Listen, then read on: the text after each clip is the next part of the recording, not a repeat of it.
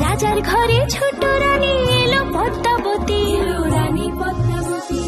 রাজার আরো 6টি রানীর ছিল না সন্তান, পদ্মাবতীর কোলালোতে মিলল সমাধান। বছর যেতে জন্ম নিল 7 ছেলে 1 মেয়ে, হয় খুশির আকাশ হঠাৎ কালো মেঘে গেল ছেয়ে। হিংসেতে যায় জ্বলে পুড়ে বাকি 6টি রানী, যুক্তি করে ঘটায় ওরা 7 কুমারের হানি। সুযোগ মতো 7 ছেলেকে মাটিতে দেয় পুঁতে, বাঁচে একা পারুল, ওরা পায় না তাকে ছুতে। ধাইমা বাজায় সেই মেয়েকে বড় করে তোলে, 7 ভাইকে পায় যে পারুল 7টি চাপা ফুলে। এত কিছুর পরেও রাজার বিপদ যে কাটে না, সূর্য নগরে সুখের সূর্য আর ওঠে না।